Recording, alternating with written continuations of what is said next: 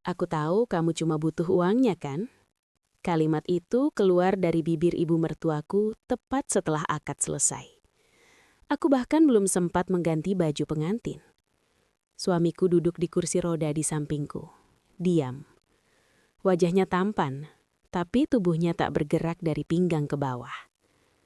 Beberapa tamu berbisik tanpa malu. Lumayanlah daripada miskin terus. Cewek kayak dia mana mungkin mau kalau bukan karena hartanya. Tanganku gemetar di bawah meja. Aku memang menikah dengan pria kaya yang lumpuh. Bukan karena cinta. Bukan juga karena ambisi. Aku terpaksa. Dan malam itu saat pintu kamar pengantin ditutup dari dalam, sesuatu terjadi yang membuatku sadar. Aku mungkin bukan satu-satunya yang sedang berpura-pura. Namaku Laila. Sejak ayah meninggal 2 tahun lalu, hidup kami runtuh pelan-pelan. Utang rumah menumpuk. Adikku masih sekolah. Ibuku mulai sakit-sakitan. Aku bekerja di toko pakaian kecil. Gajinya bahkan tak cukup untuk bayar listrik tepat waktu. Aku bukan perempuan yang bermimpi menikah dengan pria kaya. Aku hanya ingin keluarga kami tidak terus-menerus dipermalukan. Saat keluarga Arga datang melamar, semua terasa seperti jalan keluar. Arga adalah anak tunggal pemilik perusahaan properti besar, kaya, terkenal, dan lumpuh sejak kecelakaan 2 tahun lalu. Ibuku menangis ketika menerima lamaran itu. Ini kesempatan kita, Laila. Tuhan pasti punya rencana. Tapi di sudut rumah kontrakan kecil kami, aku tahu satu hal. Aku bukan sedang menikah demi cinta. Aku sedang menikah demi bertahan hidup. Kalau kalian pernah merasa harus mengorbankan diri demi keluarga, tulis di komentar. Karena tidak semua pilihan hidup terasa adil. Dan kalau kalian percaya martabat perempuan bukan untuk diperjualbelikan, bantu channel ini dengan like dan subscribe. Supaya cerita seperti ini tidak cuma jadi hiburan, tapi juga pelajaran. Aku masuk ke pernikahan itu dengan satu tekad. Aku akan tetap menjaga harga diri. Ternyata, yang paling sulit bukan menikah dengan pria lumpuh, tapi menghadapi keluarga yang menganggapku tak lebih dari pemburu harta. Sejak hari pertama aku melangkah masuk ke rumah keluarga Arga, aku sudah merasakan jarak yang tak terlihat tapi begitu nyata. Rumah itu berdiri megah di kawasan elit, dengan gerbang tinggi dan halaman luas yang bahkan lebih besar dari seluruh gang tempat aku dibesarkan. Lantainya marmer dingin, lampu gantungnya berkilau seperti hotel bintang 5, dan setiap sudutnya seakan berbisik bahwa aku bukan bagian dari dunia ini. Aku datang sebagai istri sah Arga, tapi tatapan orang-orang di rumah itu membuatku merasa seperti tamu yang terlalu lama menginap. Ibu mertuaku menyambutku dengan pelukan tipis yang lebih terasa formal daripada hangat, lalu berkata dengan suara yang cukup keras untuk didengar beberapa kerabat. Kamu harus banyak bersyukur ya Laila, tidak semua perempuan seberuntung kamu. Kata beruntung itu tidak terdengar seperti doa, melainkan seperti pengingat bahwa posisiku di rumah ini adalah hasil belas kasihan. Hari-hari berikutnya tidak jauh berbeda. Setiap kali aku membantu Arga makan atau mendorong kursi rodanya ke taman belakang, selalu ada saja mata yang memperhatikan dengan ekspresi sulit ditebak. Sepupu-sepupu Arga sering datang berkunjung, duduk di sofa empuk sambil berbicara tentang bisnis dan liburan ke luar negeri. Lalu sesekali melirik ke arahku dengan senyum setengah meremehkan. Suatu sore, ketika aku menuangkan teh untuk mereka, salah satu sepupunya berkata sambil tertawa kecil, "Enak ya, dapat suami kaya, tinggal duduk manis, hidup aman." Kalimat itu terdengar ringan, tapi ada nada yang membuatku merasa seperti perempuan oportunis. Aku hanya tersenyum dan meletakkan cangkir dengan hati-hati, agar tanganku yang gemetar tak terlihat. Yang paling menyakitkan justru datang dari ibu mertuaku sendiri. Di dapur, di depan 2 asisten rumah tangga, ia berkata tanpa menatapku langsung. Perempuan miskin kalau dikasih kemewahan, biasanya lupa diri, jadi harus diawasi. Aku berdiri hanya beberapa langkah darinya, memotong buah untuk Arga. dan kata-kata itu seperti pisau tipis yang tidak langsung berdarah tapi meninggalkan luka panjang. Ia tidak pernah memanggilku dengan nada kasar, tidak pernah berteriak, tapi setiap ucapannya terasa seperti pengingat bahwa aku berada di rumah itu bukan karena pantas, melainkan karena keadaan. Arga sendiri selalu diam. Ia jarang membela, jarang menegur keluarganya, dan sering hanya menatapku dengan ekspresi yang sulit kubaca. Kadang aku bertanya dalam hati, apakah ia juga memandangku seperti mereka? Apakah di balik tatapan tenangnya, ia percaya bahwa aku menikahinya hanya demi uang? Aku mencoba tetap sabar, mencoba membuktikan lewat sikap bahwa aku bukan perempuan yang haus harta. Tapi semakin aku berusaha, semakin jelas bahwa di mata mereka, aku hanyalah gadis dari keluarga miskin yang kebetulan mendapat jalan pintas menuju kemewahan. Dan setiap malam, ketika aku menutup kamarku, aku menyadari satu hal yang membuat dadaku sesak. Di rumah sebesar itu, aku merasa lebih kecil dari sebelumnya. Minggu pertama pernikahan kami berjalan dengan ritme yang terasa aneh, seolah ada sesuatu yang tidak pernah benar-benar duduk pada tempatnya. Arga dikenal semua orang sebagai pria kaya yang lumpuh akibat kecelakaan. Tubuhnya digambarkan rapuh, masa depannya dianggap berhenti di kursi roda itu. Tapi semakin lama aku bersamanya, semakin sering aku menangkap detail-detail kecil yang tak sejalan dengan cerita itu. Ia memang duduk di kursi roda hampir sepanjang hari, namun tatapannya tidak pernah terlihat pasrah. Matanya tajam, penuh perhitungan, seperti seseorang yang selalu mengamati lebih banyak daripada yang ia perlihatkan. Setiap kali ada percakapan keluarga tentang bisnis perusahaan, ia menyimak dengan sangat fokus. Bahkan sesekali menyela dengan pertanyaan yang terlalu tepat untuk seseorang yang katanya tidak lagi terlibat aktif. Suatu sore, ketika aku membersihkan kamar kerjanya, aku menyadari sesuatu yang membuatku berhenti bernafas sejenak. Kursi rodanya tidak berada di posisi yang sama seperti saat terakhir kutinggalkan ruangan itu. Awalnya kupikir aku hanya salah ingat, tapi garis tipis di karpet menunjukkan bekas roda yang berbeda arah. Aku mencoba mengusir pikiran buruk itu. Mungkin pembantu yang memindahkannya. Mungkin aku memang ceroboh. Namun rasa ganjil itu tidak hilang begitu saja.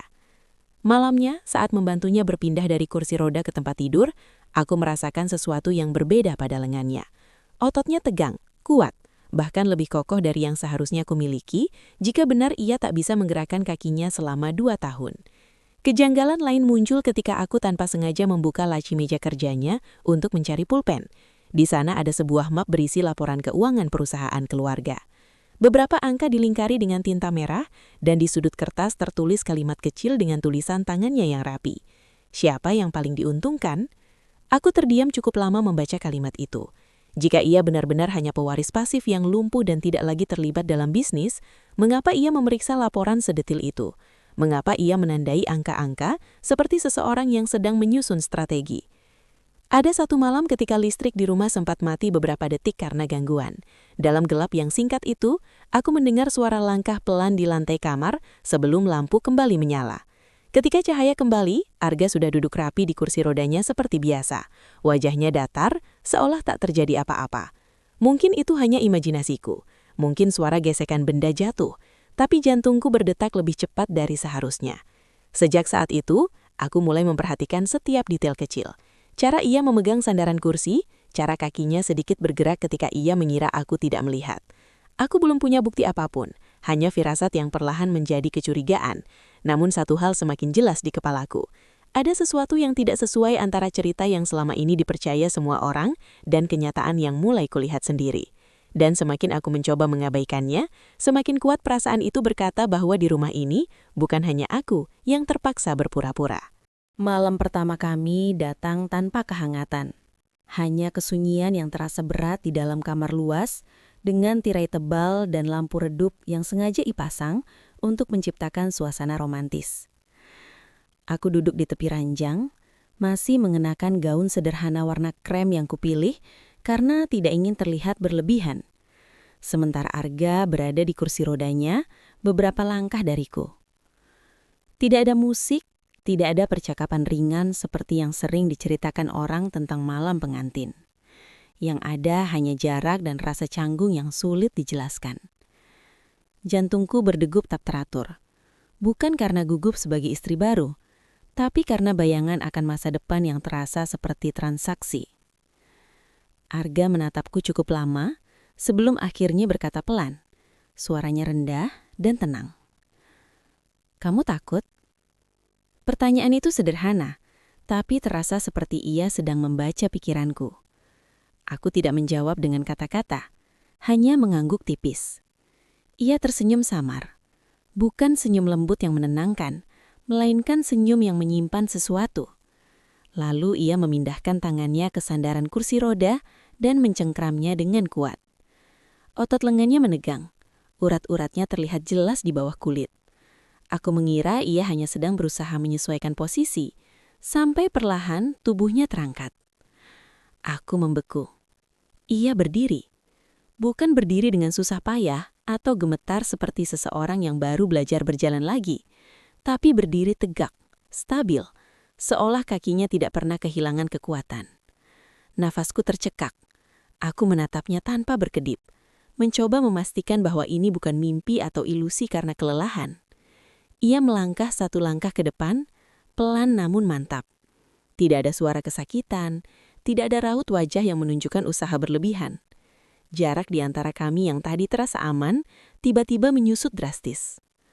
"Sejak kapan?" Suaraku terdengar asing bahkan di telingaku sendiri.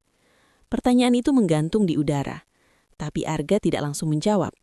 Ia hanya menatapku dengan mata yang kini terlihat jauh lebih hidup, jauh lebih berbahaya dari sebelumnya. "Kamu pintar, Laila. Lebih cepat menyadari daripada yang lain." Jantungku berdebar semakin keras. Semua potongan kecil yang selama ini kuanggap kebetulan, tiba-tiba tersusun rapi di kepalaku.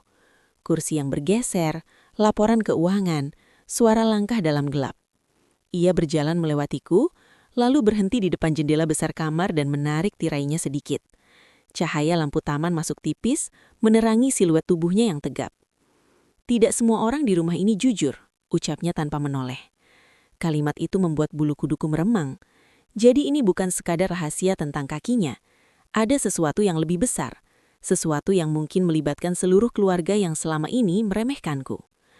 Aku seharusnya marah karena dibohongi. Seharusnya aku merasa tertipu. Tapi yang kurasakan justru campuran antara takut dan sadar bahwa aku telah masuk ke dalam permainan yang tidak kupahami aturannya. Dan malam itu, ketika pintu kamar terkunci dari dalam dan hanya kami berdua yang tahu kebenarannya, aku menyadari satu hal yang membuatku sulit bernafas. Pria yang kupikir paling lemah di rumah ini, mungkin justru orang paling berbahaya. Aku tidak langsung berteriak malam itu. Aku tidak menangis, tidak juga melempar pertanyaan bertubi-tubi seperti yang mungkin dilakukan perempuan lain ketika mengetahui suaminya selama ini berpura-pura lumpuh. Aku hanya berdiri di tempatku, menatap Arga yang kini tidak lagi duduk di kursi roda, tidak lagi terlihat rapuh. Ia berjalan kembali ke arahku dengan tenang, lalu duduk di kursi di seberang ranjang, seolah ingin berbicara sebagai dua orang yang setara, bukan sebagai pasien dan perawatnya.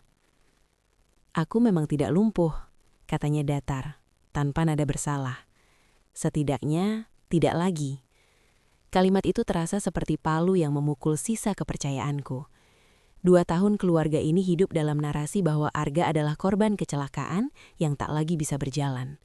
2 tahun pula, aku percaya bahwa pernikahan ini adalah pengorbananku untuk menyelamatkan keluarga dari kehancuran. Tapi ternyata, yang sebenarnya rapuh bukan tubuhnya, melainkan cerita yang dibangun di sekelilingnya. Ia lalu membuka laci meja dan mengeluarkan map yang pernah kulihat sebelumnya. Di dalamnya bukan hanya laporan keuangan, tapi juga salinan transfer uang dalam jumlah besar ke rekening-rekening yang tidak pernah disebut dalam rapat keluarga. "Perusahaan ini sedang dikuras pelan-pelan," ujarnya pelan. Matanya menatap lurus ke arahku. "Dan orang yang paling diuntungkan bukan aku." Aku menelan ludah. Di antara nama-nama dalam dokumen itu, ada satu yang membuat dadaku sesak. Ibunya sendiri. Beberapa aset perusahaan diam-diam dialihkan ke rekening pribadi melalui perusahaan cangkang. Semua dilakukan dengan alasan membiayai pengobatan dan kebutuhan Arga yang dianggap lumpuh permanen. Jadi kursi roda itu bukan sekadar simbol kelemahan, tapi alat. "Kenapa kamu tidak bilang dari awal?" tanyaku akhirnya. Suaraku hampir bergetar. Ia tersenyum tipis, senyum yang kini tidak lagi terasa misterius, melainkan penuh perhitungan. karena aku butuh seseorang yang tidak terlibat dalam permainan ini, seseorang yang mereka anggap tidak berbahaya. Dadaku seperti diremas. Jadi itu alasannya memilihku, bukan hanya karena aku dari keluarga sederhana dan mudah diterima, tapi karena aku dianggap tidak punya kepentingan. Ia melanjutkan, "Mereka meremehkanmu, itu keuntungan kita." Kata kita terdengar aneh di telingaku. Aku bahkan belum yakin ingin berada di sisi mana. Pengkhianatan itu tidak hanya datang dari kebohongan tentang kakinya, tapi juga dari fakta bahwa pernikahan kami sejak awal adalah bagian dari strategi. Aku bukan hanya menantu yang direndahkan, aku adalah bidak yang ditempatkan di papan permainan keluarga kaya yang haus kuasa. Semua hinaan yang kuterima, semua tatapan meremehkan, ternyata berdiri di atas rahasia yang jauh lebih busuk. Aku merasa marah, bukan karena ia bisa berjalan, tapi karena seluruh hidupku kini terasa seperti alat. "Kalau kamu mau pergi, aku tidak akan menahanmu," katanya pelan, seolah memberi pilihan. Tapi kami berdua tahu, tidak sesederhana itu. Ibuku, adikku, utang rumah, semuanya terikat pada pernikahan ini. Aku terjebak bukan hanya dalam rumah mewah ini, tapi juga dalam konflik yang jauh lebih besar dari sekadar hinaan sosial. Dan malam itu, di antara cahaya lampu tamon yang masuk lewat celah tirai, aku menyadari satu hal yang membuatku hancur perlahan. Aku tidak hanya menikah dengan pria yang berpura-pura lumpuh, aku menikah dengan rahasia yang bisa menghancurkan satu keluarga. Aku tidak langsung menjawab Arga malam itu. Setelah ia mengungkap semuanya, aku justru duduk perlahan di tepi ranjang dan memandang lantai marmer yang memanturkan bayanganku sendiri. Rasanya seperti melihat seseorang yang berbeda. Bukan lagi Laila yang terpaksa menikah demi menyelamatkan keluarganya, tapi perempuan yang tanpa sadar sudah masuk ke dalam pusaran permainan yang jauh lebih besar. Dadaku masih terasa sesak oleh kebohongan, oleh fakta bahwa kursi roda itu hanyalah topeng, dan bahwa semua hinaan yang kuterima ternyata berdiri di atas manipulasi yang terencana. Tapi di antara rasa marah dan kecewa, ada satu kesadaran yang muncul perlahan. Aku tidak ingin menjadi korban selamanya. Aku berhenti menangis malam itu. Kalimat itu muncul begitu saja dalam pikiranku, bukan sebagai pernyataan dramatis, tapi sebagai keputusan.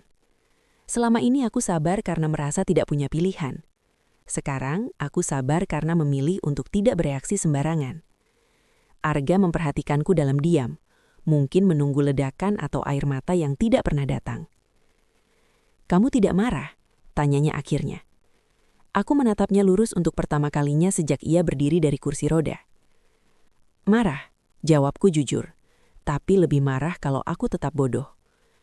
Ia tersenyum tipis, seolah menemukan sekutu yang ia harapkan. Namun kali ini aku tidak lagi melihatnya sebagai penyelamat atau ancaman, melainkan sebagai seseorang yang juga sedang berperang di medan yang sama. "Kalau kamu ingin menjatuhkan mereka, kamu butuh bukti yang tidak bisa dibantah," kataku pelan. Aku sendiri terkejut mendengar nada suaraku yang terdengar begitu tenang. Bukan lagi nada perempuan yang tersinggung karena dihina, tapi nada seseorang yang mulai menyusun langkah. Sejak malam itu, aku mengubah caraku berjalan di rumah itu. Aku tetap membantu ibu mertuaku di dapur, tetap tersenyum ketika sepupu Arga melempar candaan merendahkan, tetap bersikap seperti menantu yang patuh. Tapi di balik semua itu, aku mulai mengamati. Siapa yang sering keluar masuk ruang kerja? Siapa yang memegang kunci brankas? Dokumen apa yang dipindahkan ketika ada tamu tertentu datang? Aku mencatat semuanya dalam pikiranku, tanpa tergesa, tanpa menunjukkan bahwa aku tahu lebih dari yang mereka kira. Arga juga kembali duduk di kursi rodanya setiap kali ada orang lain di ruangan. Ia memainkan perannya dengan sempurna, bahkan lebih meyakinkan dari sebelumnya. Kini aku tahu itu bukan kelemahan, melainkan strategi. Dan untuk pertama kalinya sejak aku memasuki rumah ini, aku merasa memiliki kendali kecil atas nasibku sendiri. Bukan karena aku menjadi lebih kuat dari mereka, tapi karena aku berhenti menjadi reaktif terhadap hinaan mereka. Di ruang makan, ketika ibu mertuaku berkata dengan nada manis namun tajam, "Semoga kamu betah ya hidup di sini, Laila. Tidak semua orang bisa menyesuaikan diri dengan standar keluarga kami." Aku hanya tersenyum dan menjawab pelan, "Saya belajar cepat, Bu." Jawaban itu terdengar sederhana, tapi di dalamnya ada janji yang hanya aku dan Arga pahami. Aku tidak lagi berdiri sebagai perempuan miskin yang merasa beruntung. Aku berdiri sebagai seseorang yang tahu bahwa panggung sedang disiapkan, dan ketika waktunya tiba, aku tidak akan lagi sekadar menjadi penonton. Sejak malam itu, aku belajar satu hal penting. Di rumah sebesar ini, yang paling berbahaya bukan orang yang paling keras suaranya, tapi orang yang paling sabar menunggu. Aku memilih diam. Bukan diam karena takut, tapi diam karena sedang mengumpulkan kepingan yang berserakan. Setiap pagi aku tetap turun ke dapur, membantu menyiapkan sarapan, mendengarkan ibu mertuaku berbicara tentang jadwal rapat dan proyek baru, seolah tidak ada yang sedang runtuh di balik angka-angka itu. Ia masih memandangku dengan senyum tupis yang sama, masih menyelipkan kalimat-kalimat yang terdengar seperti nasihat, tapi sebenarnya sindiran. Belajar yang rajin ya, Laila. Dunia kami ini rumit, bukan seperti hidup di gang sempit. Aku hanya mengangguk, menunduk, memainkan peran menantu yang polos. Arga kembali duduk di kursi rodanya setiap kali keluar kamar. Ia bahkan memperdalam perannya, sengaja terlihat lebih lemah ketika ada tamu datang. Kadang ia membiarkan pembantu mendorongnya pelan ke ruang tamu, pura-pura kesulitan mengangkat gelas. Padahal malam sebelumnya aku melihat sendiri bagaimana langkahnya stabil dan kuat. Kami jarang berbicara terang-terangan tentang rencana, tapi ada kesepahaman di antara kami. Ia mengumpulkan bukti dari sisi keuangan, aku mengamati pergerakan orang-orang di dalam rumah. Sepupu Arga yang sering terlihat santai ternyata beberapa kali datang membawa map berbeda ke ruang kerja ibu mertuaku. Setiap kali pintu tertutup, percakapan mereka terdengar pelan, tapi nada suaranya tegang. Suatu suara aku menemukan kesempatan kecil. Ibu mertuaku memintaku mengambilkan dokumen di ruang kerjanya karena ia sedang menerima telepon di teras. Aku masuk dengan langkah hati-hati, pura-pura tidak tahu apa-apa. Di atas meja ada flash disk kecil yang tidak biasanya terlihat. Naluriku mengatakan benda itu penting. Aku tidak gegabah. Aku hanya memperhatikan bentuknya, warnanya, letaknya. Lalu aku mengembalikannya tepat seperti semula. Malamnya, ketika Arga dan aku sendirian, aku menyebutkan detail itu. Ia hanya mengangguk dan berkata, "Itu milik orang yang merasa paling aman." Kalimatnya singkat, tapi cukup membuatku sadar bahwa permainan ini sedang mendekati tahap berikutnya. Strategic silence berarti membiarkan mereka merasa unggul, dan ibu mertuaku benar-benar merasa unggul. Ia mulai semakin terbuka menunjukkan kendali. Di depan beberapa rekan bisnis, ia pernah berkata sambil tertawa kecil, "Kalau bukan karena saya, perusahaan ini sudah lama goyah. Arga kan sudah tidak bisa banyak bergerak." Aku melihat bagaimana sepupu Arga saling bertukar pandang, seolah menikmati situasi itu. Mereka tidak tahu bahwa setiap kalimat itu seperti direkam dalam ingatanku. Aku tidak membantah, tidak menyela, bahkan tidak menunjukkan ekspresi tersinggung. Jebakan kecil pertama berhasil, ketika Arga sengaja mengirimkan laporan keuangan versi berbeda kepada ibunya. Laporan yang memuat angka-angka yang telah dimodifikasi sedikit. Kami ingin melihat siapa yang akan bergerak lebih dulu. 2 hari kemudian, salah satu aset perusahaan mendadak dialihkan dengan alasan darurat. Angkanya persis seperti yang tertera di laporan palsu itu. Aku melihat sendiri tanda tangan digital yang digunakan.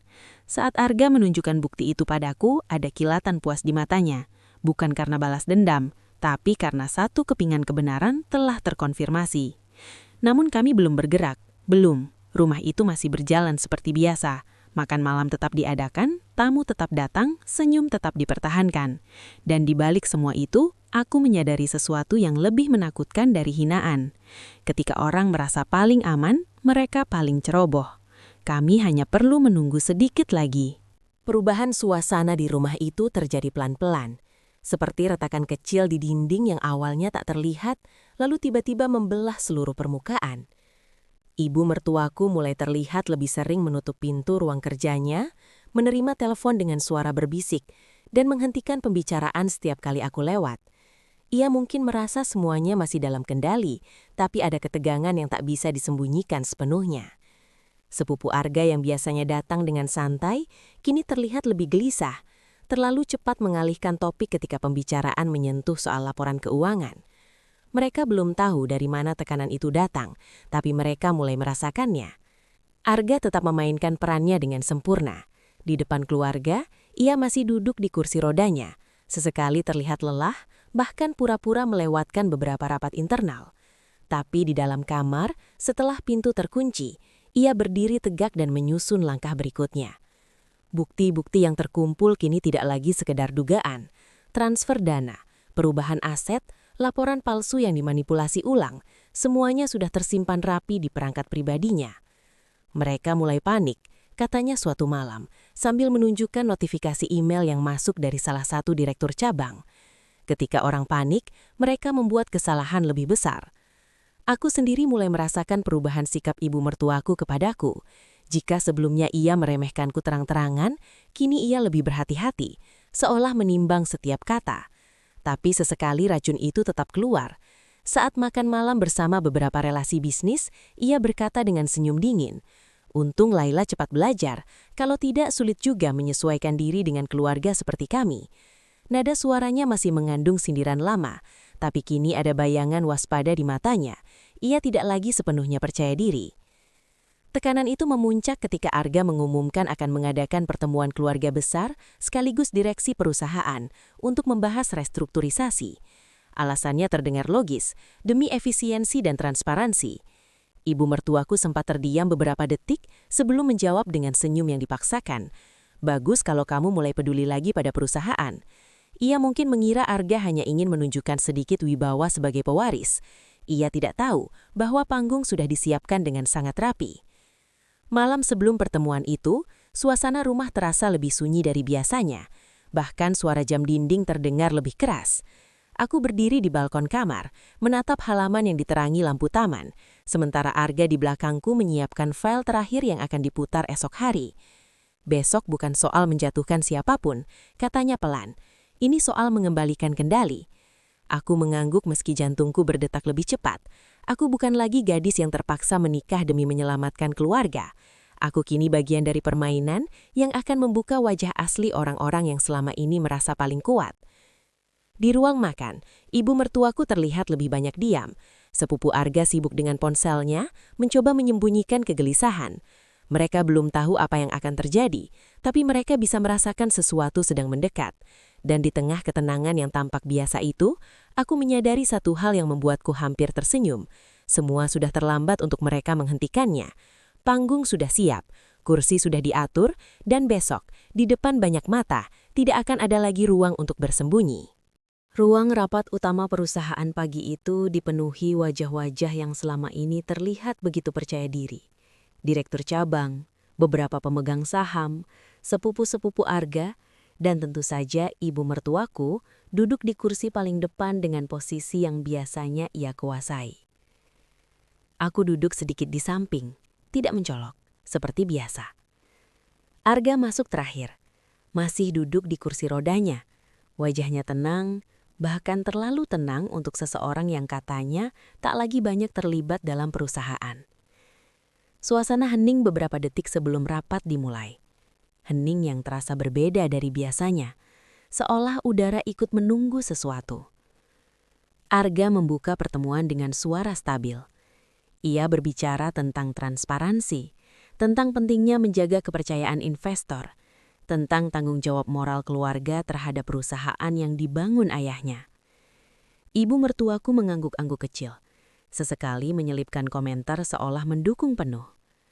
Semua terlihat normal, sampai Arga berkata, "Ada beberapa temuan yang perlu kita lihat bersama." Ia memberi isyarat pada asisten IT untuk menyalakan layar proyektor. Ruangan menjadi lebih gelap, dan wajah-wajah di meja panjang itu diterangi cahaya layar. Dokumen pertama muncul, laporan keuangan yang telah dimodifikasi. Lalu dokumen kedua, transfer dana dalam jumlah besar ke perusahaan cangkang yang terhubung pada satu nama yang sama. Suara nafas di ruangan itu berubah. Tidak ada yang berbicara. Hanya suara pendingin ruangan yang terdengar pelan. Arga tidak meninggikan suara, tidak menuduh langsung. Ia hanya memaparkan fakta, satu demi satu, dengan tanggal dan tanda tangan digital yang tak bisa dibantah. Ketika nama ibu mertuaku muncul di layar sebagai pihak yang menyetujui beberapa transaksi mencurigakan, wajahnya yang biasanya anggun berubah tegang. "Ini pasti kesalahan sistem," katanya cepat, mencoba terdengar tenang. tapi tangannya yang menggenggam pulpen sedikit bergetar. Sepupu Arga yang duduk di sebelahnya mencoba menyelah, menyebut kemungkinan sabotase dari pihak luar. Namun Arga menampilkan rekaman internal rapat kecil yang selama ini dilakukan diam-diam. Rekaman yang menunjukkan diskusi tentang pengalihan aset dengan alasan kesehatan Arga sebagai dalih. Suara dalam rekaman itu jelas, tak terbantahkan. Ruangan benar-benar hening sekarang. Tidak ada lagi bisikan, tidak ada pembelaan spontan. Lalu, momen itu datang. Arga perlahan meletakkan kedua tangannya di sandaran kursi. Beberapa orang mengira ia hanya akan bergeser posisi, tapi ia berdiri, tegak, stabil, tanpa bantuan. Beberapa orang di ruangan itu terperanjat. Ada yang hampir berdiri dari kursinya. Ibu mertuaku memandangnya seperti melihat orang asing. "Kamu?" ucapnya terputus. Arga melangkah satu langkah ke depan. Suaranya tetap rendah, namun tegas. "Saya tidak pernah selemah yang ibu kira, dan perusahaan ini tidak pernah selemah yang ibu harapkan." Itu bukan teriakan, bukan kemarahan, hanya pernyataan. Elegan, tenang, mematikan. Ia lalu menatap seluruh ruangan. Kita tidak sedang mencari kambing hitam, kita sedang mengembalikan integritas. Kalimat itu jatuh seperti palu terakhir. Tidak ada yang berani menyela lagi. Para direktur saling berpandangan, menyadari bahwa bukti sudah terlalu jelas untuk disangkal. Ibu mertuaku tidak lagi berbicara. Untuk pertama kalinya sejak aku mengenalnya, ia terlihat kecil. Aku duduk di kursiku, menyaksikan semuanya dengan dada yang terasa lega sekaligus berat. Bukan karena balas dendam, tapi karena akhirnya kebenaran berdiri tanpa perlu dibentak. Ruangan yang biasanya penuh wibawa kini sunyi oleh rasa malu. Dan di tengah keheningan itu, aku menyadari sesuatu yang tak pernah kubayangkan saat pertama kali masuk ke rumah megah itu. Perempuan yang dulu dianggap pemburu harta, kini duduk menyaksikan runtuhnya topeng keserakahan. Tanpa teriak, tanpa drama, hanya dengan kebenaran yang dibiarkan berbicara sendiri. Setelah rapat itu, tidak ada tepuk tangan. Tidak ada sorakan kemenangan. Hanya langkah-langkah pelan meninggalkan ruangan dan wajah-wajah yang tak lagi setegas sebelumnya. Ibu mertuaku tidak menatapku ketika lewat. Sepupu-sepupu Arga memilih diam. Semuanya berubah, tapi tidak dengan ledakan, melainkan dengan kesadaran. Arga kembali duduk di kursi rodanya saat kami keluar dari gedung. Kali ini bukan karena harus berpura-pura, tapi karena ia memilih waktunya sendiri untuk berdiri. Aku berjalan di sampingnya, bukan lagi sebagai perempuan yang terpaksa menikah demi bertahan hidup, tapi sebagai seseorang yang telah melewati ujian harga diri dan tidak runtuh. Hidup kami belum sempurna. Luka karena kebohongan tetap ada, tapi martabat telah kembali ke tempatnya. Dan aku belajar satu hal yang tak akan pernah kulupakan. Kadang Tuhan membiarkan kita diremehkan, bukan untuk menjatuhkan, tapi untuk menunjukkan siapa yang sebenarnya sedang bermain api. Kalau kamu pernah diremehkan karena latar belakangmu, tulis di komentar. Harga diri itu diam. Dan kalau kamu percaya, kebenaran tidak perlu berteriak untuk menang. Dukung channel ini dengan like dan subscribe. Karena pada akhirnya, yang paling kuat bukan yang paling keras, tapi yang paling tenang saat kebenaran berdiri.